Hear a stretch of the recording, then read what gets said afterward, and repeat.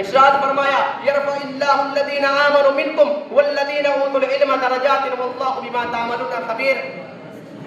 اللہ تبارک و تعالیٰ ان لوگوں کے درجات کو بلند کرے گا جو تم میں سے ایمان لے کر آئے اور جنہیں علم عطا کیا, اور جو کچھ تم کر رہے ہو اللہ خوب خبر رکھنے والا ہے. محترم سامعین, تعلیم کی حلاوت جب انسانی زندگی میں جاگودی اور اثر انداز ہوتی ہے تو کائنات کی ظلمت و تاریکی اس کی نگاہوں سے اوجھل ہو جاتی ہے اور پھر حقائق منکشف ہو کر سامنے آ جاتے ہیں.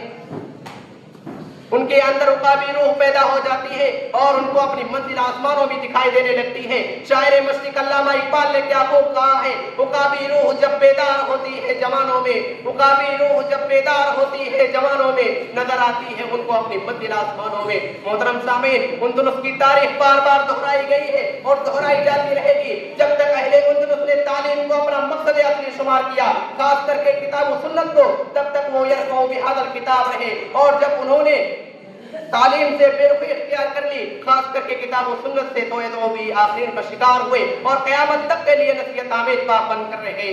اور علامہ اقبال کا یہ شعر ان پر صادق آیا کہ وہ معزز تھے زمانے میں مسلمان ہو کر, وہ معزز تھے زمانے میں مسلمان ہو کر, اور ہم خوار ہوئے تارک قرآن ہو کر. حضور صلی اللہ علیہ وسلم نے علم کی اہمیت و ضرورت کے پیش نظر اپنی امت کے لیے اس کے حصول کو فرض قرار دیا اور فرمایا طلب العلم فریضۃ علی کل مسلم.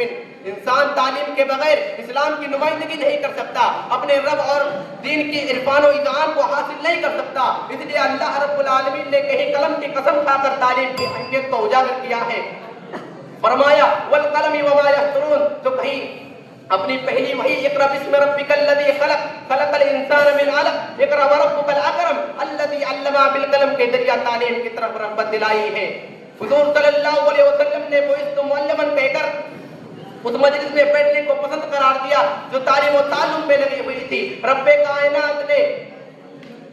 کائنات نے اضافہ علم کے لیے دعا سکھائی, وقل رب زدنی علما. مسلمانوں, جب ہم اسلام کے عروج کا باب لڑتے ہیں تو ہمیں یہ بھی نظر آتا ہے کہ جو چیز مسلمانوں کو بام عروج اور اوج ثریا تک لے گئی تھی وہ کسی اور چیز کا ثمرہ نہیں تھا بلکہ تعلیم ہی کا ثمرہ تھا, جس کے ذریعے کبھی غیر مسلموں نے مسلمانوں کو اپنا قائد و رہبر شمار کیا تو کبھی ان کو اپنا فیصل مانا. مگر افسوس صدا افسوس, آج ہمارا معاشرہ تعلیم سے کوسوں دور ہے.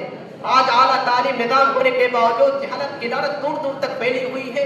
مکاتب کا سلسلہ ختم ہو رہا ہے اور وہ مدارس جو مسلم بچوں اور بچیوں کی تعلیم کا بنیادی ذریعہ تھے, آج وہ بھی ہماری نظروں کے سامنے دم توڑتے ہوئے نظر آ رہے ہیں.